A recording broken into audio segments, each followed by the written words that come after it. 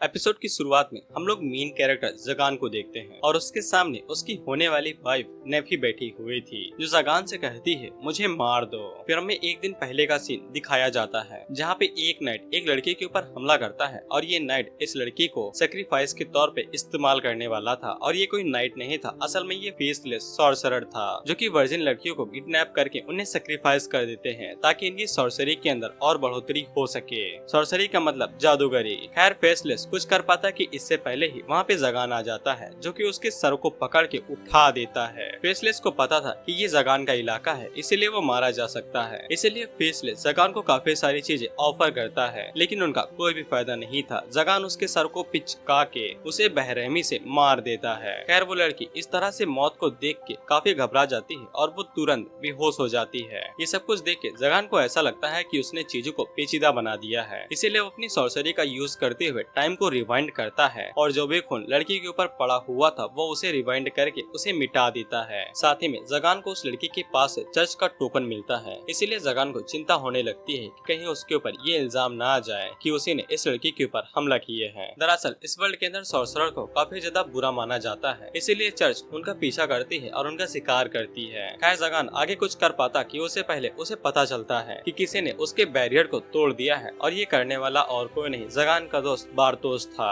बारतोस जगान से पूछता है क्या वो इस लड़की का सेक्रीफाइस देने वाला है, लेकिन जगान उस लड़की को वापस अलग जगह पे भेज देता है और बताता है कि सेक्रीफाइस देना उसका स्टाइल नहीं है। बारतोस जगान को एक ऑक्शन के बारे में बताता है जहाँ पे कई सारी चीजों की लीनामी की जा रही है और वहाँ पे कई सारी ऐसी चीजें हैं जो कि सॉर्सरर्स के हमेशा काम में आती है, इसीलिए कई सारे सॉर्सरर्स वहाँ पे इकट्ठा होते हैं ताकि वो ऑक्शन के अंदर की जा रही चीजों का फायदा उठा सके। बारतोस इस बार जगान को भी अपने साथ लेके जाता है ताकि जगान अपने लिए कुछ चीज ले सके। जब वो दोनों ऑक्शन के अंदर आते हैं तब उन्हें पता चलता है कि यहाँ पे कई सारे पावरफुल सॉर्सरर्स भी आए हैं, जैसे कि किमारिस द ब्लैक ब्लेड, गिमोरी द एन्चेंट्रेस और आखिर में वेलफोर द एप्रिसन। और ये तीनों ही काफी ज्यादा पावरफुल सॉर्सरर हैं और इनका सिटी के अंदर बहुत ज्यादा दबदबा है। साथ ही में उन तीनों को भी जगान के बारे में पता था क्योंकि जगान इस टाउन के अंदर बहुत ज्यादा फेमस है। इसके बाद वहाँ पे ऑक्शन का सबसे तड़कता भड़कता सामान लाया जाता है जो कि होती है होली लैंड की एक इल्फ। ऑक्शन वाले बताते हैं कि इस इल्फ का मालिक आर्केड डीमन का लीडर मार्कोसियस होने वाला था, लेकिन क्योंकि वो मारा जा चुका है इसलिए इल्फ के लिए नए मालिक को ढूंढा जा रहा है। वहीं पे जगान जैसे ही उस इल्फ को देखता है तब उसे पहली नजर का प्यार हो जाता है, इसीलिए जगान डायरेक्ट 1 मिलियन गोल्ड की बोली लगाता है और उस इल्फ को खरीद लेता है। इसे ऑक्शन के अंदर सभी लोग हैरान हो जाते हैं क्योंकि एक स्लेव के लिए कोई भी इतनी ज्यादा बोली नहीं लगाने वाला था। वहीं पे बारतोस जब जगान से पूछता है क्या उसका दिमाग तो ठीक है, इस पे जगान एक इवल स्माइल करता है। जिसके बाद जगान इल्फ के पास जाता है तो ऑक्शन वाला उसे बताता है कि जो कॉलर इल्फ के गले में बंधा हुआ है ये उसकी माना कैपेसिटी को रोकने के लिए है और अगर वो इसका सेक्रीफाइस के तौर पे इस्तेमाल करता है तो जगान को बहुत ज्यादा फायदा होगा। इस पे जगान फिर से इवल स्माइल करते हुए कहता है कि वो इस चीज को देखना चाहेगा कि इल्फ कैसी आवाजें निकालेगी, जिससे ऑक्शन के अंदर सभी लोग घबरा जाते हैं। इसके बाद अगला सीन जगान के कासल का होता है जहाँ पे वो दोनों ही थे। वहीं पे जगान को समझ में नहीं आ रहा था कि वो इल्फ के साथ बात कैसे करे। दरअसल जगान जब से सॉर्सरर बना था तब से ही उसका सोशल कम्युनिकेशन 0% था, इसीलिए जगान बात करने के मामले में बिल्कुल अनाड़ी है। खैर वो इल्फ बात करना शुरू करती है और जगान से पूछती है कि उसको कैसे मारा जाने वाला है। जगान उसे कहता है कि $1 मिलियन दिए हैं भाई, ऐसे कैसे मार दूं। दरअसल जगान के कासल के अंदर टॉर्चर करने वाले कई सारे टूल्स रखे हुए थे, इसीलिए इल्फ को लगता है कि जगान उसे मारने से पहले बुरी तरीके से टॉर्चर करेगा।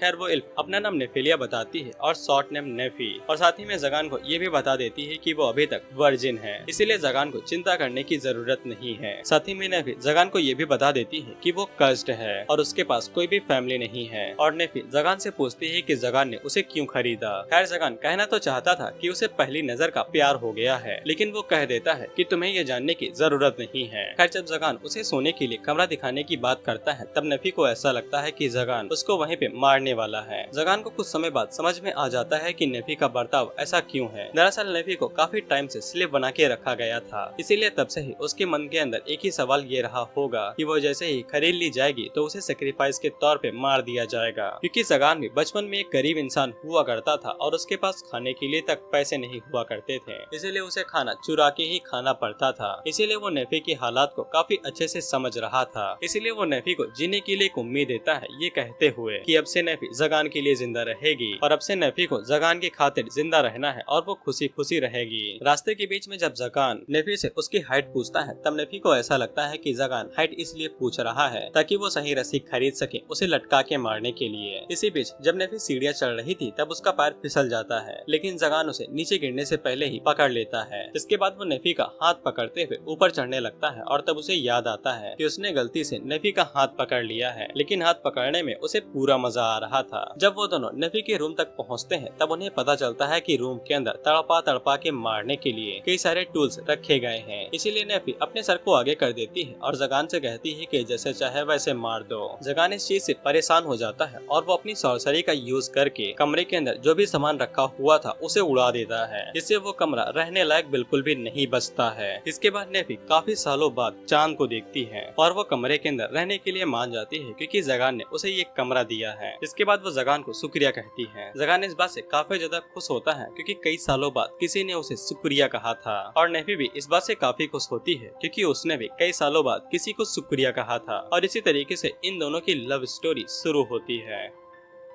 अगले दिन हम लोग देखते हैं कि नेफी जगान के बगल में ही सो रही थी क्योंकि कमरा सोने लायक बिल्कुल भी नहीं था। कमरे के अंदर धुआं भरा हुआ था क्योंकि सुबह हो चुकी थी, इसीलिए जगान नाश्ता लेने के लिए निकल जाता है और उसी टाइम पे नेफी को भी होश आ जाता है। जब जगान नेफी को खाने के लिए खाना देते हैं तब नेफी हैरान होकर जगान से पूछती है क्या वो सच में इसी चीज को खाने वाला है। जगान पूछता है कि इसमें कौन सी बुराई है, तो नेफी उसे बताती है कि ये खाना सबसे बेकार क्वालिटी का खाना है जो कि भैंस और सुअर खाते हैं। लेकिन जगान को इससे कोई भी दिक्कत नहीं हो रही थी क्योंकि वो बचपन से ही इसी को खाते हुए आ रहा था और उसको ऐसा लगता है कि ये खाना नॉर्मल लोग भी खाते हैं। जगान के इतने बुरे हालात देख नेफी जगान को ऑफर करती है कि वो उसके लिए खाना बना सकती है क्योंकि उसे कुकिंग आती है। ये सुन के जगान के मन के अंदर लड्डू फूटने लगते हैं कि होने वाली वाइफ उसके लिए खाना बनाएगी, इसीलिए वो तुरंत सामान खरीदने के लिए शहर की तरफ निकल जाता है। खैर उन दोनों को शहर पैदल ही चल के जाना पड़ता है क्योंकि जगान के पास पैसा ही नहीं बचे थे कि वो टैक्सी ले सके, क्योंकि उसने अपने सारे पैसे नेफी को खरीदने में लगा दिए थे। लेकिन उसी टाइम पे उस टैक्सी वाले के ऊपर कुछ लुटेरे हमला कर देते हैं जो कि उसे लूटने की कोशिश कर रहे थे। नेफी ये सब कुछ देख के काफी ज्यादा घबरा जाती है। जगान को ऐसा लगता है कि नेफी ये देख के इसलिए घबरा गई है क्योंकि उसको भी कुछ लुटेरों ने पकड़ लिया होगा और स्लेव की तरह बेच दिया होगा। तो फिर नेफी का डर दूर करने के लिए जगान उन सॉर्सरर्स के साथ फाइट करता है और उन्हें बुरी तरीके से हराने लगता है क्योंकि सॉर्सरर्स क्लोज कॉम्बैट के मामले में काफी ज्यादा वीक होते हैं। इसलिए एक रॉबर कुल्हाड़ी लेके जगान के ऊपर हमला करता है, लेकिन जगान अपने हाथों से ही उसकी कुल्हाड़ी को रोक लेता है और उसे दबा के तोड़ देता है। दरअसल जगान को पता था कि सॉर्सरर्स की कमजोरी क्लोज कॉम्बैट होती है, इसीलिए उसने अपनी फिजिक को इतना ट्रेन कर लिया था कि वो क्लोज कॉम्बैट के मामले में काफी ज्यादा शक्तिशाली था और वो उन रॉबर्स को बस एक एक उंगली मार के ही चकनाचूर करे दे रहा था। खैर उसी टाइम पे वो रॉबर्स भी अपने पास एक मेज को बुला लेते हैं और ये भी जगान की तरह एक सॉर्सरर था। खैर वो सॉर्सरर जगान को एक दूध पीता बच्चा समझता है और उसे हराने के लिए छोटे मोटे मैजिक स्पेल्स का यूज करता है। खैर जगान उसे एक ही पल में दिखा देता है कि असली बलवान यहाँ पे कौन है और वो उसके मैजिक सर्कल को डीएक्टिवेट करके उसके ऊपर इतना बड़ा हमला करता है कि वो उसकी बॉडी को ही राख में मिला देता है, जिससे बाकी रॉबर्स डर के मारे वहाँ से भाग जाते हैं। टैक्सी के अंदर जितने भी लोग थे वो सभी जगान से काफी ज्यादा खुश हो जाते हैं और उसे शुक्रिया के तौर पे पैसे भी देते हैं। और जगान को ये पता ही नहीं था कि पैसे कमाना इतना ज्यादा इजी है कि वो इस तरह की चीजें करके भी काफी पैसे कमा सकता है। इसके बाद नेफी और जगान उसी टैक्सी के ऊपर बैठ के शहर की तरफ निकल जाते हैं। खैर जगान मार्केट के अंदर नोटिस करता है कि नेफी को उन कपड़ों में चलने में काफी ज्यादा दिक्कत हो रही है, इसीलिए वो सबसे पहले एक क्लोथ शॉप के अंदर जाता है नेफी के लिए कुछ कपड़े लेने के लिए और वो शॉप ओनर से कहता है कि वो नेफी के लिए कोई अच्छी सी ड्रेस निकाल दे।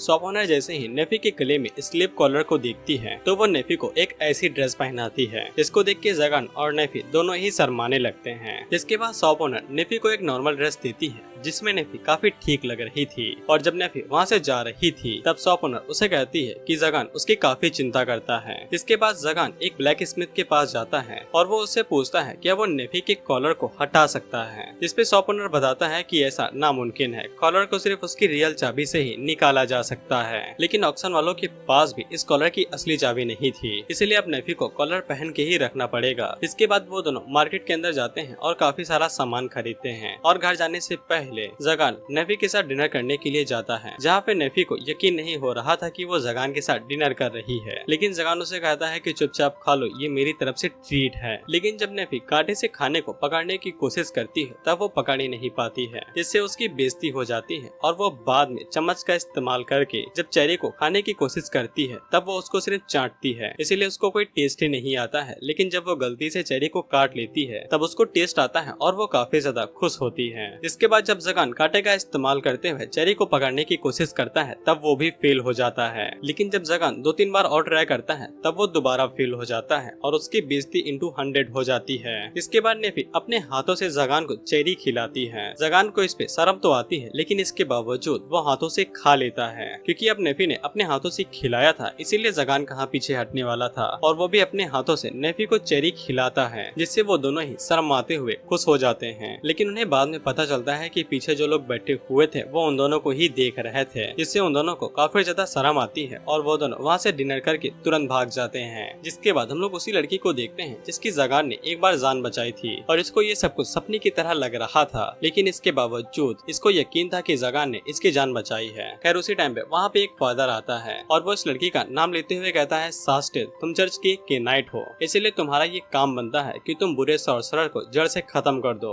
और अभी तक जितने भी किडनैपिंग हो रही है उन सभी के पीछे जगान है। इसीलिए फादर जगान के पीछे हाथ धो के पड़ा था और वो किसी भी कीमत पे जगान को मारना चाहता था। सास्टिल को पता था कि जगान इतना भी बुरा नहीं है, इसीलिए सास्टिल एक होली नाइट होने के नाते फादर से जगान को मारने की लीड अपने हाथों में ले लेती है।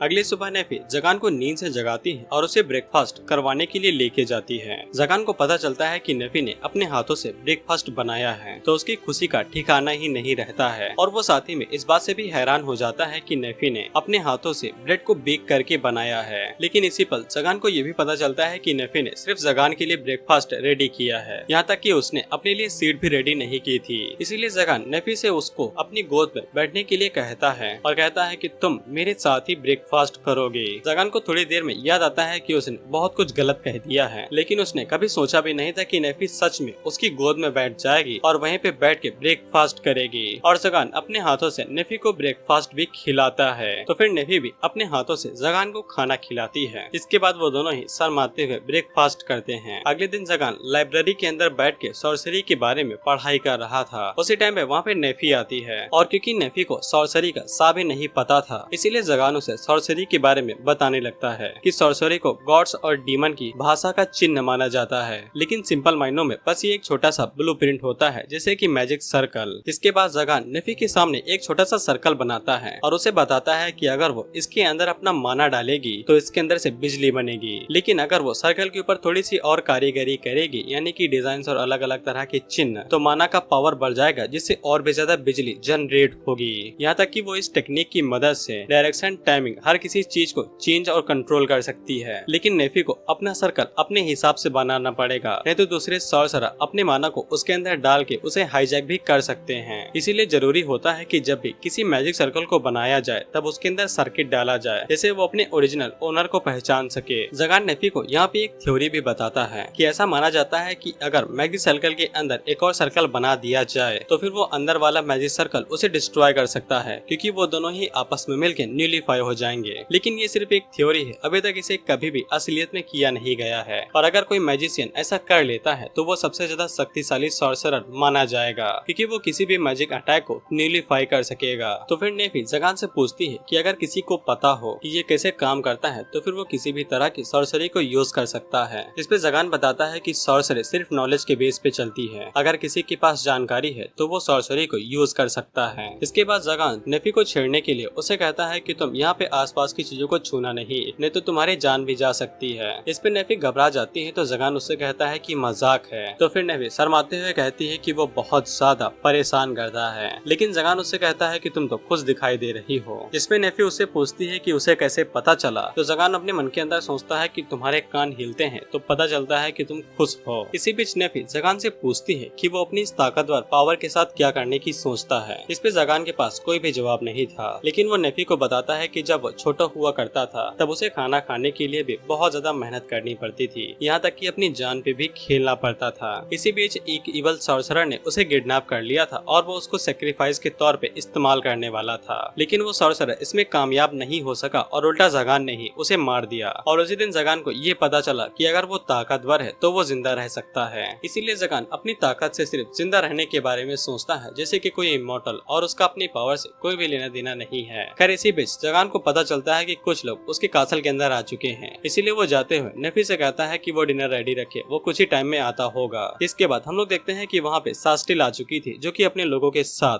जगान के ऊपर हमला करने के लिए आई थी। और सास्टिल के पास सीक्रेट शॉट थी जिसकी मदद से वो जगान के बैरियर को आसानी के साथ काट के अंदर चली जाती है। और उसी पल वहाँ पे जगान भी आ जाता है जो कि उनसे वहाँ से चले जाने को कहता है, लेकिन वो लोग बिना फाइट करे नहीं जाने वाले थे। जगान को भी पता चल जाता है कि ये वही लड़की है जिसकी मदद जगान ने एक बार की थी। उसी टाइम पे एक नाइट सीढ़ी लेके जगान के ऊपर हमला करता है तो जगान अपनी एक पंच से ही उसके सील को तोड़ के रख देता है। एक नाइट अपनी शॉट से जगान के ऊपर हमला करता है तो जगान अपने हाथों से ही उसकी शॉट के 2 टुकड़े कर देता है और उसके ऊपर एक उंगली मार के उसे नीचे गिरा देता है। इसके बाद जगान उस नाइट के ऊपर पैर रख लेता है और उसे तड़पाने लगता है। सास्टिल जगान से कहती है कि वो उसे छोड़ दे, लेकिन जगान उसे कहता है कि वो ऐसा क्यों करे जब वो यहाँ पे अपने डर को फैला सकता है। दरअसल जगान अपने डर को फैलाना चाहता था ताकि और कोई भी उसके ऊपर हमला करने के लिए ना आए और वो यहाँ पे शांति के साथ रह सके। अगर वो इन लोगों को जिंदा छोड़ देगा तो ये लोग जाके सभी लोगों को बताएंगे कि जगान कितना ज्यादा शक्तिशाली है, जिससे जो भी लोग जगान के ऊपर हमला करने के लिए आ रहे थे वो सभी आने से कतराने लगेंगे।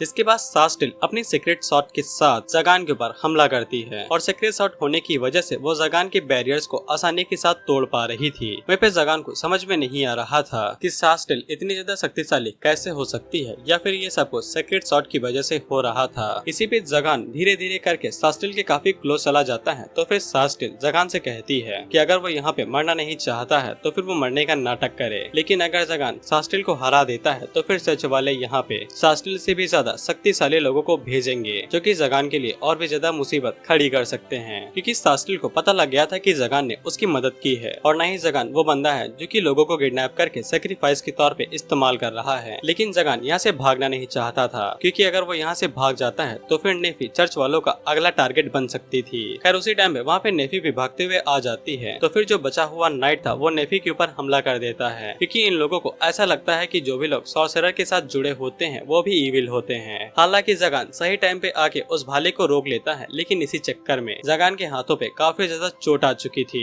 खैर जगान आगे कुछ कर पाता कि इससे पहले ही जगान को अजीब सी पावर महसूस होती है। उसी टाइम पे हम लोग नेफी को देखते हैं और उसे बहुत ज्यादा गुस्सा आ रहा था कि किसी ने जगान को चोट पहुंचा दी है। इसके बाद वो पहली बार अपनी पावर्स का यूज करते हुए वहाँ पे पेड़ पौधों को कंट्रोल करती है, जिनकी मदद से उस नाइट को पकड़ लेती है और उनके अंदर उसे दबोच लेती है। लेकिन नेफी आगे कुछ कर पाती कि इससे पहले ही जगान उसे शांत कर लेता है और जगान भी नेफी की पावर को देख के काफी ज्यादा हैरान हो गया था। इसके बाद सास्टिल और उसके लोगों ने विड्रॉल कर लिया था और वो लोग वहाँ से चले गए थे। वहीं पे जगान नेफी से पूछता है कि ये वही पावर है जिसको वो होल्ड करती है, लेकिन नेफी बताती है कि ये कोई सॉर्सरी नहीं है, ये मिस्टिज्म है। जगान बताता है कि मिस्टिज्म बहुत ज्यादा खास तरह की पावर होती है जो कि गॉड से डायरेक्ट मिलती है और ये नेचर के भी पार जा सकती है। लेकिन नेफी को ऐसा लगता है कि असल में ये एक श्राप है। जब नेफी पैदा हुई थी तब उसके ऊपर पहले से ही ये सभी पावर्स थी, इसीलिए गाँव वाले उसे बिल्कुल भी पसंद नहीं किया करते थे और उसे हमेशा खुद से अलग रखा करते थे। लेकिन एक टाइम पे जाके गांव के ऊपर कुछ लुटेरों ने हमला कर दिया और तब गांव वालों ने नेफी से कहा कि वो अपनी पावर्स का इस्तेमाल करके उनकी रक्षा करें, क्योंकि उन लोगों ने नेफी को अभी तक गांव के अंदर रहने दिया था। लेकिन नेफी ने ऐसा कुछ भी नहीं किया था। इसके बाद नेफी को लुटेरों ने पकड़ लिया था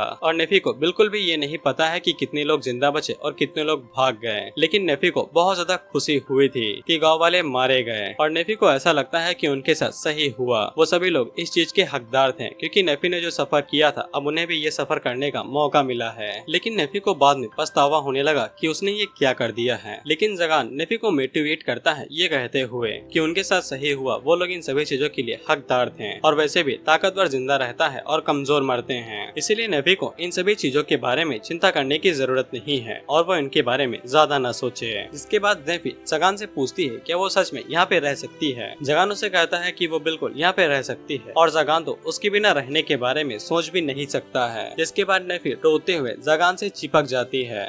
रात के टाइम में नेफी जगान के पास आती है और वो जगान से एक साथ सोने को कहती है। ये सुन के जगान के मन के अंदर लड्डू फूटने लगते हैं, ये सोच के कि अब उसे वो खुशी मिलने वाली है जो हर किसी को नहीं मिल सकती है। लेकिन उसे बाद में याद आता है कि ये अभी काफी जल्दी हो जाएगा, इसीलिए वो नेफी से कहता है कि उसे समझ में आ रहा है कि वो क्या कहना चाह रही है। नेफी उसे कहती है कि हाँ, उसे समझ में आ रहा है, यहाँ पे एक ही बेड है और वो हमेशा कुर्सी के ऊपर ही सोता है, इसीलिए वो दोनों उसके बेड को शेयर कर सकते हैं और वो काफी अच्छे से आराम कर पाएगा। ये सुन के जगान के सारे सपने टूट के बिखर जाते हैं कि नेफी सिर्फ आराम के बारे में बात कर रही है। खैर जगान इसके लिए मना करने लगता है, ये कहते हुए कि वो नेफी का बेड है तो उसको ही उस बेड पे सोना चाहिए। तो फिर नेफी नीचे बैठ जाती है और जगान से कहती है कि अगर ऐसी बात है तो फिर जगान उसकी गोद का इस्तेमाल कर सकता है। जगान ये सुन के काफी ज्यादा हैरान होता है और शर्मा जाता है, लेकिन वो आखिर में नेफी की गोद के ऊपर लेट ही जाता है। इसी पे जगान नेफी से पूछता है कि वो सॉर्सरी सीखना चाहती है, इसकी मदद से नेफी अपनी पावर्स के ऊपर भी बेहतर कंट्रोल कर पाएगी। तो फिर नेफी जगान की रक्षा करने के लिए सॉर्सरी सीखने को राजी हो जाती है और अब से नेफी जगान की स्टूडेंट भी बन गई थी। अगली सुबह जगान से मिलने के लिए बारतोस आता है, क्योंकि उसे पता लग चुका था कि जगान के ऊपर चर्च वालों ने हमला किया है। लेकिन वो नेफी को अभी तक जिंदा देख के हैरान होता है और वो जगान से कहता है कि उसने अभी तक नेफी का सेक्रीफाइस के तौर पे इस्तेमाल क्यों नहीं किया।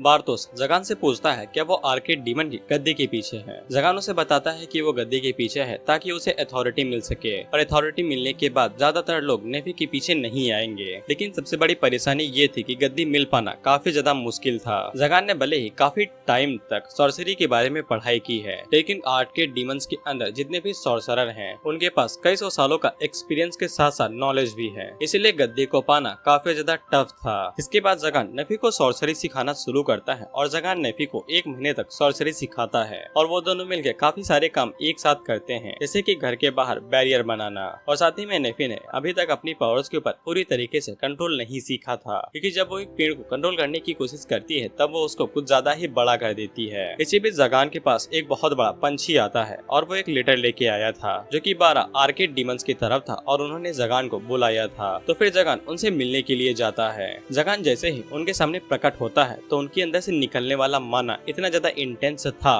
कि जगान सर से पांव तक हिल जाता है। खैर उन 12 सॉर्सरर ने जगान को यहाँ पे 13वीं गद्दी देने के लिए बुलाया था और वो लोग जगान को अपना नया मेंबर बनाना चाहते थे। साथ ही में वो लोग जगान के सामने उस निशान को भी लेके आते हैं, इसको मार्कोसियस अपने पीछे छोड़ के गया था। जगान उस चिन्ह के अंदर से निकलने वाली पावर्स को देख के हैरान हो गया था और वैसे ही पावर उन 12 सॉर्सरर के अंदर से निकल रही थी और ऐसा माना किसी ऑर्डिनरी सॉर्सरर के पास हो ही नहीं सकता था। इसीलिए जगान उन लोगों से पूछता है कि उन्होंने जगान को क्यों चुना है, जबकि जगान से ज्यादा शक्तिशाली सॉर्सरर यहाँ पे है। लेकिन वो लोग जगान को बताते हैं कि भले ही यहाँ पे जगान से ज्यादा शक्तिशाली सॉर्सरर हैं, लेकिन उनमें से कोई भी अभी तक जगान को छू तक नहीं पाया है। और ऊपर से जगान ने 8 साल की उम्र में जब वो एक ऑर्डिनरी बच्चा था उसने एक सॉर्सरर को मारा था जो कमजोर नहीं था, या फिर ये कहा जाए कि जगान ने एक नजर के अंदर ही उस सॉर्सरर की सारी पावर्स और उसकी नॉलेज को छीन लिया था। इसीलिए जगान 13वीं सीट के लिए हकदार है। अगर जगान चाहे तो वो किसी से भी उनकी सॉर्सरी को छीन सकता है, अगर वो चाहे तो उसके सामने कोई भी सॉर्सरर जिंदा नहीं बच सकता है। इसीलिए कुछ ही टाइम में जगान सबसे ज्यादा शक्तिशाली सॉर्सरर बनने ही वाला है।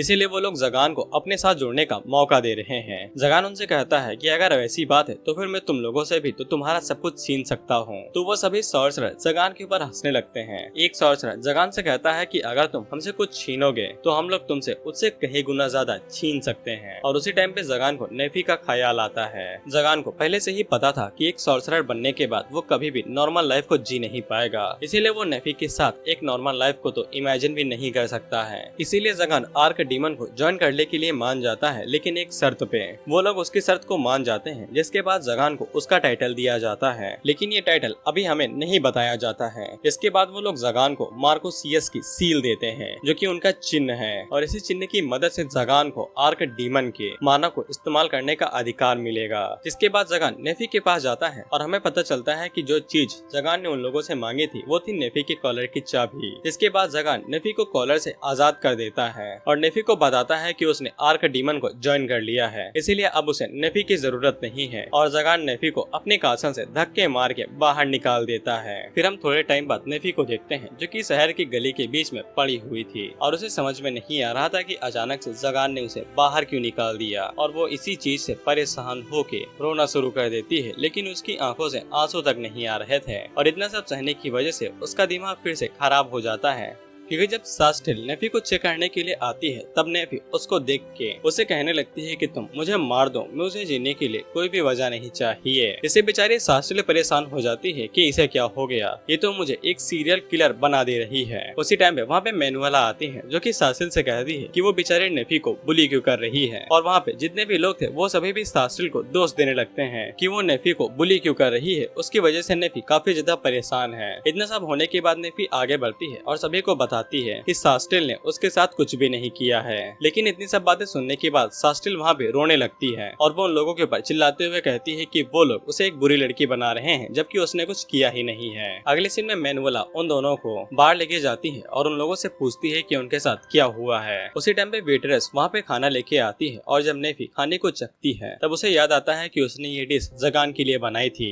इसके बाद वो जगान को याद करते हुए वहाँ पे रोने लगती है। मैनुअला आगे बढ़ती है और वो नेफी और सास्टिल को चुप करवाती है, बिल्कुल एक बड़ी दीदी की तरह। जिसके बाद नेफी उन दोनों को पूरी कहानी बताती है कि जगान ने उसे धक्के मार के बाहर निकाल दिया है और इसी वजह से वो काफी ज्यादा उदास है। जब वो दोनों नेफी से पूछते हैं कि जगान ने अचानक से ऐसा क्यों किया, तो नेफी को भी नहीं पता था कि जगान ने ऐसा क्यों किया, लेकिन वो उन दोनों को बताती है कि जगान ने अचानक से आर्क डीमन को ज्वाइन कर लिया है। तो फिर मैनुअला नेफी को आर्क डीमन के बारे में बताती है कि ये एक ऑर्गेनाइजेशन थी जिसको लॉर्ड मार्कोसियस लीड किया करता था, और जब तक मार्कोसियस जिंदा था तब तक टाउन के अंदर शांति बनी हुई थी। लेकिन उसके मरने के बाद कई सारे सॉर्सरर बाहर निकले हैं और वो अपने बुरे बुरे काम करना शुरू कर दिए हैं। इसी वजह से चर्च आगे बढ़ी और उसने इन सभी सॉर्सरर को मारना शुरू कर दिया। तो फिर नेफी मैनुअला से पूछती है इतना सब होने के बावजूद लोग चर्च वालों को पसंद क्यों नहीं करते हैं। इस पे मैनुअला बताती है कि चर्च वाले ये सब काम करने के लिए बहुत ज्यादा पैसे लेते हैं, जबकि इतने ज्यादा पैसे लेने की जरूरत नहीं है। जिसपे नेफी सास्टिल की साइड लेते हुए कहती है लेकिन इन सभी चीजों के लिए सास्टिल को दोष देने की जरूरत थोड़ी ना है। इससे सास्टिल काफी ज्यादा खुश हो जाती है और वो नेफी से कहती है कि वो काफी ज्यादा अच्छी है। इसके बाद सास्टिल अपनी कहानी बताती है कि चर्च ऐसा मानता है कि सॉर्सरर बहुत ज्यादा बुरे होते हैं, इसीलिए सॉर्सरर्स को जड़ से खत्म करने के लिए उन्हें आर्क डीमन को खत्म करना पड़ेगा। लेकिन आर्क डीमन के अंदर 12 सॉर्सरर हैं और अब तो 13 हो चुके हैं, लेकिन यहाँ पे सेक्रेट सॉर्ड सिर्फ 12 ही हैं। इसीलिए वो लोग आर्क डीमंस को मारने के लिए अपनी जान भी सेक्रीफाइस कर सकते हैं, और क्योंकि उन्हें 13 आर्क डीमन मिल चुके हैं इसीलिए अब चर्च जितनी जल्दी हो सके उतनी जल्दी उन्हें मारने के बारे में सोच रहा है ताकि वो लोग अपनी ताकत को आगे न बढ़ा सकें। नेफी को इससे समझ में आ जाता है कि इसी वजह से जगान ने नेफी को खुद से दूर किया है ताकि लड़ाई की वजह से नेफी को बिल्कुल भी चोट न आए। सास्टिल नेफी से पूछती है क्या उसे सच में ऐसा लगता है कि जगान लोगों का सेक्रीफाइस कर सकता है खुद की ताकत को बढ़ाने के लिए। इस पे नेफी साफ इंकार कर देती है और कहती है कि वो बिल्कुल ऐसा नहीं करेगा। और धीरे धीरे नेफी को ये भी समझ में आने लगा था कि जगान इतना बुरा नहीं है, उसने जानबूझ के नेफी को खुद से दूर किया है ताकि उसे चोट न आए, और शायद से अभी भी जगान को नेफी की जरूरत होगी। इसीलिए नेफी फैसला कर लेती है कि वो उसके साथ जाएगी और वो जगान से दोबारा मिलेगी उसकी मदद करने के लिए। सास्टिल भी नेफी के साथ जाना चाहती थी ताकि वो जगान से बात कर सके कि क्या कोई ऐसा सॉर्सरर हो सकता है जो टाउन के बीच में लोगों को किडनैप कर रहा हो।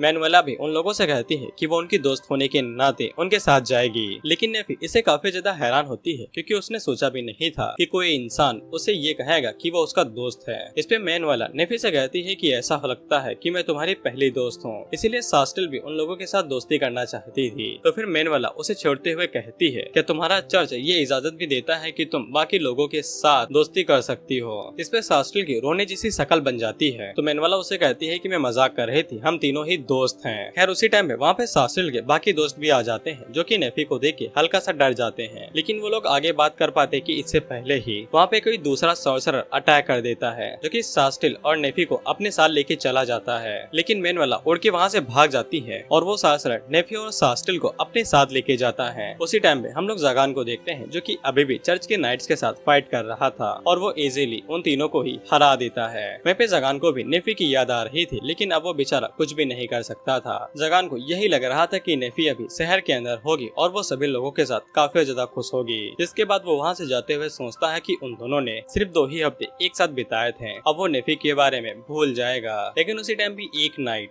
जगान का हाथ पैर पकड़ लेता है और उसे कहता है कि वो सास्टिल को जाने दे, उसने सास्टिल को क्यों किडनैप किया है। जगान कहता है कि उसने किसी को भी किडनैप नहीं किया है और वो लोग उसका पीछा न करें। उसी टाइम पे वहाँ पे मेनवाला आती है जो कि जगान को बताती है कि सास्टिल और नेफी को वही किडनैप करके ले गया है और वो साथ ही में जगान को ये भी समझाती है कि नेफी को उसकी चिंता हो रही थी और वो उसके पास आ ही रही थी कि इसी बीच किसी सॉर्सरर ने उसे किडनैप कर लिया है। जगान नेफी के बारे में जैसे ही ये सब कुछ सुनता है तो उसे दिल के अंदर दर्द होता है और ये दर्द जगान को पहली बार हुआ था। ऐसा दर्द उसे कभी भी पहले नहीं हुआ था और जगान को अंदाजा लग चुका था कि नेफी को किसने किडनैप किया है। और जगान कहता है कि अगर उसे नेफी को बचाने के लिए आर्क डीमन की अथॉरिटी को इस्तेमाल करना पड़े तो भी वो पीछे नहीं हटेगा। इसके बाद वो एक मैजिक सर्कल बनाता है और वहाँ से नेफी को बचाने के लिए जा ही रहा था। इसीलिए मैनवाला भी जगान के साथ जाना चाहती थी ताकि वो नेफी की मदद कर सके। तीनों नाइट भी जगान को कस के पकड़ लेते हैं और उससे कहते हैं कि हमें भी अपने साथ ले चलो, हम लोग सास्टिल को बचाना चाहते हैं। अब जगान क्या करता, वो उनको भी अपने साथ लेके जाता है क्योंकि वो उसको छोड़ ही नहीं रहे थे। फिर हम लोग नेफी और सास्टिल को देखते हैं और उनको किडनैप करने वाला और कोई नहीं बार्थोस था और बार्थोस उसी सॉर्सरर का स्टूडेंट था जिसको जगान ने 8 साल की उम्र में मारा था। लेकिन बार्थोस ये सब कुछ बदले की खातिर नहीं कर रहा था। दरअसल बार्थोस ये सब कुछ उन चीजों के लिए कर रहा था जो कि जगान को मिल गई थी। जगान ने जैसे ही और सॉर्सरर को मारा था तो सॉर्सरर की जितनी भी नॉलेज और कासल था वो सभी जगान को हो गया था और ये सभी इनडायरेक्टली बार्थोस का होना चाहिए था। वहीं पे बार्थोस नेफी का इस्तेमाल करके उसे एक सैक्रिफाइस की तरह यूज करने वाला था और उसकी मदद से वो एक डोर को ओपन करने वाला था। बार्थोस ये भी बताता है कि वो आर्क डीमन को ज्वाइन करना चाहता था लेकिन उसकी जगह जगान ने ले ली। अब वो दोबारा पीछे हट चुका है, इसीलिए वो जगान को रास्ते से हटा के फिर से जगान की सीट को छीनना चाहता है। लेकिन नेफी बार्थोस को बताती है कि जगान को वो सीट पहले ही मिल चुकी है, इसी वजह से जगान ने नेफी को बाहर निकाल दिया था। इससे बार्थोस काफी ज्यादा हैरान हो जाता है और उसे हल्का सा डर लगने लगता है। लेकिन इसके बावजूद वो नेफी को अपने साथ ले जाते हुए कहता है कि अगर जगान को वो सीट पहले ही मिल चुकी है तो वो अपनी पावर्स को बढ़ा के जगान से फोर्सफुली उस सीट को छीन लेगा। हमें ये भी पता चलता है कि बार्थोस ने गुफा के अंदर एक बहुत बड़े समनिंग सर्कल को बना रखा है और वो इसकी मदद से किसी चीज को समन करने वाला है। वहीं पे नेफी अपने मन के अंदर सोचती है कि उसे हमेशा से टूल की तरह ही देखा गया है, सैक्रिफाइस की तरह यूज करने के लिए। लेकिन जगान ने उसे बिल्कुल भी टूल की तरह नहीं देखा और उसे अच्छे से ट्रीट करा। और नेफी को जगान के बारे में याद आने लगता है कि उसने 2 हफ्तों के अंदर ऐसी जिंदगी जी ली है जिसको वो कभी भी नहीं जी पाती। इसीलिए वो भागने की कोशिश करती है लेकिन बार्थोस के सामने उसकी एक नहीं चल पाती है। इसीलिए नेफी चिल्लाते हुए बार्थोस से कहती है कि वो सिर्फ जगान की है, किसी और की नहीं, इसीलिए बार्थोस उसे ना छुए। खैर बार्थोस आगे कुछ कर पाता अपने मैजिक के साथ कि उससे पहले ही हम देखते हैं कि गुफा टूट के नीचे ढह जाती है और वहाँ से जगान आता है और वो नेफी से कहता है कि तुमने ठीक ही कहा, तुम मेरे स्टूडेंट हो और किसी और की नहीं। बार्थोस जगान से पूछता है कि उसे कैसे पता चला कि इन सभी चीजों के पीछे बार्थोस का ही हाथ है, जिसपे जगान बताता है कि सिर्फ एक बार्थोस ही है जो कि उसकी टेरिटरी के अंदर आता है, वो भी उसके बैरियर्स को बिना तोड़े। और जिस दिन सास्टिल ने उनके ऊपर हमला किया था तो उसके तुरंत बाद ही बार्थोस जगान से मिलने के लिए आया था और बार्थोस को कैसे पता चला था कि सास्टिल ने उसके ऊपर हमला किया है। इन्हीं सब डॉट्स को कलेक्ट करते हुए जगान को पता चल गया इन सभी चीजों के पीछे बार्थोस का हाथ है। लेकिन इन सभी चीजों से बुरी चीज बार्थोस ने ये की है कि उसने नेफी को चोट पहुंचाई, जिसके बाद जगान तेजी के साथ आगे बढ़ता है और वो बार्थोस के हाथ और पैरों के ऊपर हमला करके उसे नीचे गिरा देता है। जिसके बाद जगान नेफी से पूछता है क्या वो ठीक है, लेकिन नेफी उल्टा जगान से ही पूछती है क्या वो ठीक है, क्योंकि नेफी से ज्यादा बुरे हालातों में तो जगान दिख रहा है। इसके बाद नेफी जगान से ये वादा लेती है कि जगान उसे दोबारा कभी भी घर से बाहर नहीं निकालेगा। उसी टाइम पे बार्थोस जगान के ऊपर हमला करने वाला था, लेकिन जब बार्थोस अपने स्पेल का इस्तेमाल करता है तब उसका स्पेल अपने आप ही डीएक्टिवेट हो जाता है। जिसके बाद बार्थोस जितनी भी बार कोशिश करता उसका स्पेल अपने आप ही डीएक्टिवेट हो जाता है। दरअसल जगान यहाँ पे उसी थ्योरी का इस्तेमाल कर रहा था जिस थ्योरी के बारे में जगान ने नेफी को कुछ दिनों पहले बताई थी। उस थ्योरी के अंदर बस हल्की सी ट्रिक को ऐड करना था, जिसके बाद वो थ्योरी कंप्लीट हो जाती है और किसी दूसरे सर्कल के ऊपर कब्जा करने के लिए उसी सर्कल के बिल्कुल सेम टू सेम वाला सर्कल उसके अंदर बनाना पड़ता है, जिसके बाद वो सर्कल अपने आप ही हाईजैक हो जाता है। और जगान इसी चीज का इस्तेमाल बार्थोस के बार बार सर्कल को डिफ्लेक्ट करने के लिए कर रहा था। बार्थोस को उसके ऊपर यकीन नहीं होता है, इसीलिए वो वहाँ पे कई सारे मैजिक सर्कल की मदद से उसके ऊपर हमला करता है। लेकिन जगान पलक झपकते हैं उन सभी सर्कल्स की सेम टू सेम कॉपी उनके अंदर बना देता है, जिससे वो सभी मैजिक सर्कल एक ही बार में डीएक्टिवेट हो जाते हैं। बार्थोस जगान से कहता है कि अगर वो इन सभी चीजों के बारे में पहले से ही जानता था तो फिर जगान बार्थोस को अपने साथ रहने क्यों देता था और घर के अंदर क्यों आने दिया। इस पे जगान बताता है कि बार्थोस हमेशा से ही उसके साथ रहता था और वो उसको एक दोस्त की तरह समझता है। लेकिन बार्थोस जगान से कहता है कि वो उसको किसी भी पल मार सकता है, लेकिन जगान आगे से उसी सॉर्सरी को कॉपी कर लेता है जिसको बार्थोस ने जमीन के ऊपर बनाया था। और जगान बार्थोस से कहता है, क्या तुम्हें सच में लगता है कि तुम मुझे मार भी सकते हो? जिससे बार्थोस हैरान होकर कहता है कि तुम मेरी सॉर्सरी को कैसे खा सकते हो? इस पे जगान बार्थोस से कहता है कि मैंने कभी भी ऐसी सॉर्सरी के बारे में नहीं सुना है, लेकिन मैं पहले ही एक आर्क डीमन बन चुका हूँ और उन लोगों ने मुझे टाइटल दिया है दिस सॉर्सरर स्लेयर का, यानी किसी भी जादूगर को मारने का। इसके बाद जगान बार्थोस के ऊपर एक जोरदार हमला करता है जिससे बार्थोस काफी ज्यादा घायल हो जाता है। और क्योंकि जगान ने पहले ही बार्थोस की सारी सॉर्सरी को कॉपी कर लिया था, इसीलिए अब बार्थोस यहाँ पे कुछ भी नहीं कर सकता है और जगान से जीतने की बात तो छोड़ ही दो। इसके बाद बार्थोस जगान से कहता है कि हम दोनों दोस्त हैं, क्या वो उसको छोड़ सकता है? लेकिन जगान उससे कहता है कि दोस्त। इसके बाद जगान सॉर्सरी का इस्तेमाल करते हुए बार्थोस के ऊपर एक बहुत ज्यादा जोर का घूंसा मारता है जिससे वो पूरी जगह हिल जाती है। लेकिन जब धुआं हटता है तब हम देखते हैं कि जगान ने बार्थोस को नहीं मारा था और वो हंसते हुए बार्थोस से कहता है कि हाँ, हम दोनों दोस्त हैं, मैं तुम्हें कैसे मार सकता हूँ? जिसपे बार्थोस चिल्लाते हुए जगान से कहता है कि अगर जगान बार्थोस को जाने देगा तो फिर वो जगान का पीछा कभी भी नहीं छोड़ेगा और वो जगान को मारने के लिए किसी भी हद तक जा सकता है। जिसपे जगान हंसते हुए कहता है कि मैंने तुम्हें इसलिए छोड़ा है क्योंकि तुम हमेशा मेरे साथ रहते थे और तुम मेरे लिए दारू लाया करते थे, और अगर मैं तुम्हें मार दूंगा तो फिर मेरे लिए अच्छी शराब कौन लेके आएगा? और रही बात मुझे मारने की, तो फिर तुम किसी भी पल आ सकते हो, मैं हमेशा तैयार रहूंगा। और वैसे भी अगर मुझे नेफी के साथ एक नॉर्मल जिंदगी जीनी है तो फिर मुझे हमेशा इस पावर का इस्तेमाल करना पड़ेगा, और वो नॉर्मल जिंदगी जीने के लिए अगर मुझे आर्क डीमन की पावर्स का भी यूज करना पड़ा तो भी मैं नहीं कतराऊंगा। लेकिन उसी टाइम पे जो बार्थोस ने वहाँ पे मैजिक सर्कल बना रखा था वो अचानक से एक्टिवेट हो जाता है, जो कि जगान के पंच मारने की वजह से हुआ था। जगान बार्थोस से पूछता है कि वो यहाँ पे क्या समन करने की कोशिश कर रहा था, जिसपे बार्थोस उसे बताता है कि वो एक डीमन समन करने की कोशिश कर रहा था। जगान हमें बताता है कि गॉड्स और डीमंस के बारे में किसी को नहीं पता है कि ये असल में होते थे या नहीं, लेकिन जो सॉर्सरी की लैंग्वेज ये लोग इस्तेमाल करते हैं ये इन लोगों को सबूत की तरह मानते हैं कि डीमन और गॉड्स हुआ करते थे। जिसके बाद उस सर्कल के अंदर से एक डीमन बाहर निकलता है जो कि बेन टेनिसन के अपग्रेड की तरह लग रहा था, और इस डीमन के जो माना का फ्लो था वो आर्क डीमन के 12 सॉर्सरर से भी बहुत ज्यादा खतरनाक था। इसीलिए जगान कुछ टाइम तक तो अपनी जगह से हिल भी नहीं पाता है। इसके बाद वो डीमन जगान की तरफ आगे बढ़ने लगता है, लेकिन वो डीमन अचानक से जगान के सामने झुक जाता है और उससे पूछता है कि उसके लिए कमांड क्या है। उसी टाइम पे जगान की नजर उसके हाथों के ऊपर लगे हुए मार्कोसियस के चिन्ह के ऊपर पड़ती है तो वो चमक रहा था, जिसे जगान समझ जाता है कि इस निशान की वजह से ही वो डीमन जगान को अपना मास्टर समझ रहा है। जगान जल्दी से उस डीमन को ऑर्डर देता है कि वो जहाँ से आया है वहीं पे लौट जाए, और वो डीमन तुरंत जगान की बात मान के वापस वहीं पे चला जाता है जहाँ से वो आया था। डीमन के जाने के तुरंत बाद वो पूरी गुफा ढहने लगती है, इसीलिए जगान सभी को पकड़ता है और गुफा से बाहर आ जाता है। और उसी टाइम पे चर्च की तरफ से 3 नाइट भी आ चुके थे जो सास्टिल को अपने साथ लेके वहाँ से निकल जाते हैं। मैनुअला भी वहाँ से चली जाती है, जिसके बाद बार्थोस भी वहाँ से निकल जाता है, और बच गए थे तो सिर्फ जगान और नेफी जगान से कहती है कि वो जगान के साथ हमेशा रहना चाहती है, इसीलिए वो दोबारा जगान को छोड़ के कभी भी नहीं जाएगी। जगान भी इस बात को एक्सेप्ट कर लेता है और वो नेफी से कहता है कि अब से नेफी न ही उसकी स्लेव है और न ही उसकी स्टूडेंट, इसीलिए अब से वो जगान को उसके नाम से बुला सकती है। जिसके बाद जगान नेफी को आई लव यू कह के उसको शादी के लिए प्रपोज करना चाहता था, लेकिन बेचारा जगान ऐसा कह नहीं पाता है, इसीलिए वो नेफी से कह देता है कि नेफी सिर्फ उसकी है और इसके अलावा और कोई भी नेफी को कुछ भी नहीं कह सकता है। तो फिर नेफी भी अपने पास से स्लेव कॉलर को बाहर निकालती है और वो जगान से कहती है कि जगान ये कॉलर उसे दोबारा पहना दे, और ये कॉलर इस बात का सबूत रहेगा कि नेफी सिर्फ जगान की है और किसी की नहीं। जगान में जल्दी से नेफी को वो कॉलर पहना देता है, जिसके बाद नेफी जगान से पूछती है कि अगर वो उसकी स्लेव और डिसाइपल नहीं है तो फिर वो जगान के लिए क्या लगती है, जिसपे जगान आगे से यही कहता है कि अब मैं क्या ही कहूँ। जिसके बाद हम लोग पूरे टाउन को देखते हैं और पूरे टाउन को पता लग गया था कि जगान 13वां डीमन बन चुका है। इसीलिए चर्च के अंदर जो पादरी था वो सास्टिल से कहता है कि वो लोग आर्क डीमन 13वें यानी कि जगान का शिकार करने के लिए जाने वाले हैं, लेकिन सास्टिल ऐसा करना नहीं चाहती थी क्योंकि उसे पता था कि जगान इतना भी बुरा नहीं है, और वो पादरी को मना कर देती है। पादरी इस बात से काफी ज्यादा नाराज होता है और वो सास्टिल को कीनाइट की पोजीशन से हटा देता है और साथ में उसका स्टेटस और सेक्रेट स्वॉर्ड भी सास्टिल से ले ली जाती है।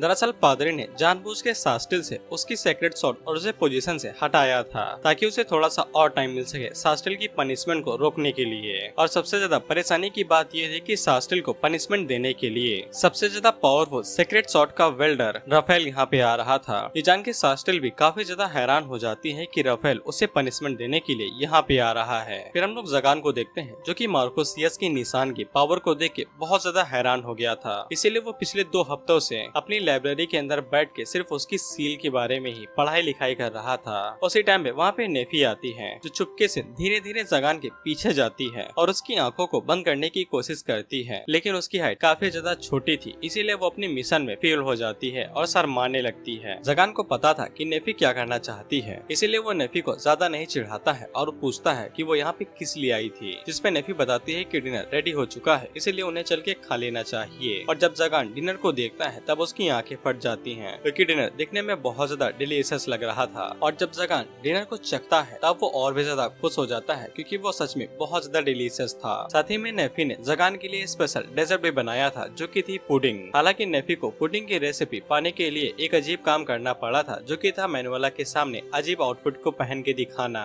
जगान जैसे ही पुडिंग को टेस्ट करता है तब उसके मुंह के अंदर मिठास फैल सी जाती है और वो खुश होकर कहता है कि उसे तो पता ही नहीं था कि उस दुनिया के अंदर ऐसी भी चीजें हैं जिनको दूध और अंडे के साथ बनाया जा सकता है। उसी टाइम पे जगान को पता चलता है कि किसी ने उसके बैरियर के ऊपर हमला किया है। हमें पता चलता है कि ये हमला करने वाला और कोई नहीं वेलफोर था जो कि दिखने में किसी लिजार्ड मॉन्स्टर की तरह लगता है। वेलफोर बड़ी आसानी के साथ जगान के सभी बैरियर्स को तोड़ देता है और उसके मेन गेट के ऊपर हमला करके अंदर आ जाता है। अंदर आने के बाद वेलफोर जगान से कहता है कि वो उसकी पोजीशन को छीनने के लिए आया है। हालांकि जगान उससे कहता भी है कि अभी डिनर टाइम चल रहा है, इसीलिए तुम बाद में आना या फिर वेट करो। लेकिन वेलफोर से वेट नहीं होता है और वो अपने हाथ को ड्रैगन के हाथ में चेंज करके डायरेक्ट जगान के ऊपर हमला कर देता है। लेकिन जगान उसे बड़ी आसानी के साथ ही रोक लेता है और दोबारा एसबीआई के वर्कर की तरह कहता है अभी लंच टाइम चल रहा है, बाद में आइएगा। लेकिन वेलफोर फिर से बात नहीं मानता है और वो अपने मुंह से एक ब्रेथ अटैक करने वाला था, इसीलिए जगान गुस्सा होके उसके ऊपर पाम अटैक करता है तो वो उड़ते हुए पीछे जाके गिरता है। और तभी हमें पता चलता है कि वेलफोर का जो सर है वो नकली सर है और नेफी को पता चल जाता है कि अंदर कोई लड़की है, इसीलिए वो भागते हुए जाके वेलफोर को चेक करती है। इसीलिए जगान काफी टेंशन में आ जाता है कि उसने अनजाने में एक छोटी बच्ची मार दी, लेकिन नेफी उसे बताती है कि बस बेहोश हुई है, मरी नहीं है। इसके बाद जगान उस लड़की को अपने कंधों पे उठाता है और उसे एक बेडरूम के अंदर लिटा देता है। थोड़े ही समय में वेलफोर को होश आ जाता है तो वो डायरेक्ट जगान के ऊपर हमला कर देती है, लेकिन जगान आसानी के साथ उसे रोक लेता है और बताता है कि उसे आराम करना चाहिए। वेलफोर जगान से पूछती है कि उसने उसे मारा क्यों नहीं, वो तो उसकी दुश्मन थी। इस पे जगान बताता है कि तुम्हें नेफी का शुक्रिया अदा करना चाहिए, इसीलिए तुम अभी तक जिंदा हो। वेलफोर जगान को बताती है कि उसने उसके ऊपर अटैक इसलिए किया था ताकि उसे पावर मिल सके। इस पे जगान कहता है कि हाँ, जीने के लिए ताकत जरूरी है। साथ ही में जगान को वेलफोर के अंदर उसका बचपन का रूप दिखाई दे रहा था क्योंकि जब जगान के पास ताकत नहीं थी तब वो खाना चुराया करता था और दुकानदार उसे पकड़ लेते और उसे मारा पीटा करते थे। और साथ ही में अभी वेलफोर के साथ ऐसा ही हो रहा था जहाँ पे जगान ने उसे पकड़ लिया था।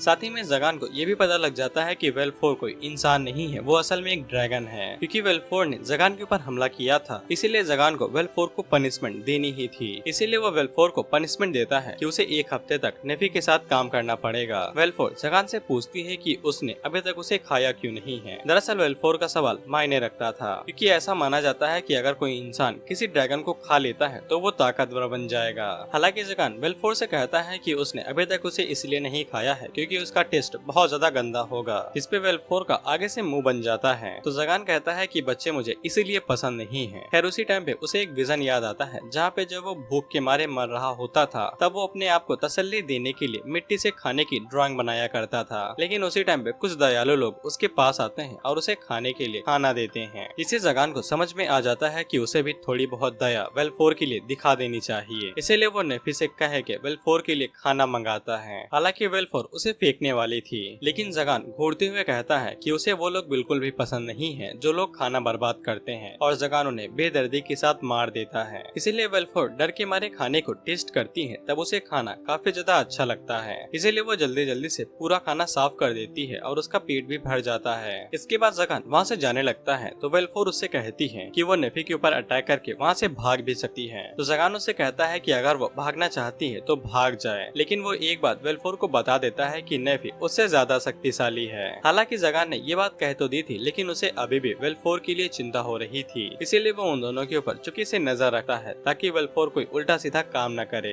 लेकिन वेलफोर एक अच्छे बच्ची की तरह नेफी के साथ काम करती है और उसकी मदद भी करती है। इसी बीच वेलफोर नेफी से ये भी कहती है कि वो वेलफोर को फोर कह के बुला सकती है। जिसके बाद वेलफोर पूरा दिन नेफी के साथ काम करती है और कड़ी मेहनत करती है। इसके बाद रात के टाइम पे वो लोग एक साथ डिनर कर रहे थे। इसी बीच जगान नेफी से कल के लिए रेडी होने को कहता है, क्योंकि कल वो लोग मार्कोसियस के कासल के अंदर जाने वाले थे कुछ जानकारी को इकट्ठा करने के लिए, और वेलफोर भी उन्हीं के साथ आ रही थी। तो वेलफोर जगान से चिल्लाते हुए कहती है कि वो लोग उसे अपने साथ क्यों लेके जा रहे हैं। वो मार्कोसियस के कासल से कई सारी चीजें चुरा भी सकती है। लेकिन जगान को इससे कोई भी दिक्कत नहीं थी और वो वेलफोर से कहता है कि वो जो चाहे वो कर सकती है। तो फिर वेलफोर चिल्लाते हुए कहती है कि जगान उसे कभी कुछ क्यों नहीं कहता है जब भी वो उल्टा सीधा करती है। इस पे जगान उसे कहता है कि तुम एक छोटी बच्ची हो और बच्चों को हमेशा जैसा मन करे वैसा करना चाहिए, इसीलिए वो उसे बिल्कुल भी नहीं रोकता है। जिसपे वेलफोर की आंखों में आंसू आ जाते हैं, क्योंकि पहली बार किसी ने बच्चे की तरह उसे ट्रीट किया था। लेकिन जगान को चिंता होने लगती है कि उसने एक छोटे बच्चे को रुला दिया है। इसीलिए जगान वेलफोर के सर को सहलाते हुए कहता है कि चलो अब चुप भी हो जाओ, इस तरह से रोने से कुछ भी ठीक नहीं होगा। खाना खाने के बाद वो लोग वेलफोर को उसके बेड पे सुला देते हैं और खाना खाने के तुरंत बाद ही वेलफोर को नींद भी आ जाती है। जगान उसी टाइम पे वेलफोर के हाथों में एक चम्मच को देखता है, तो वो उसके हाथों से चम्मच को जब लेने जाता है तब वेलफोर उसके हाथों को ही पकड़ लेती है और उसे फादर कह के बुलाती है। तो जगान को समझ में आ जाता है कि वेलफोर अपने पेरेंट्स को काफी ज्यादा मिस करती है। उसी टाइम पे नेफी जगान से कहती है कि उसे ऐसा लग रहा है जैसे कि उन लोगों ने एक बेबी किया हो। जगान जैसे ही इस बात को प्रोसेस करता है तब उसे शर्म आने लगती है, क्योंकि बेबी होने का मतलब शादी, हनीमून, फिर बेबी। इसीलिए वो दोनों ही शर्माने लगते हैं। जब नेफी को बात समझ में आती है तो वो भी शर्माने लगती है। और अभी तक नेफी ने जो जगान का कपड़ा पकड़ रखा था वो उसको भी छोड़ने वाली थी, लेकिन जगान उसका हाथ पकड़ लेता है, यानी कि उसने हरी झंडी दे दी है। और इसी के साथ ये एपिसोड यहीं पे खत्म होता है।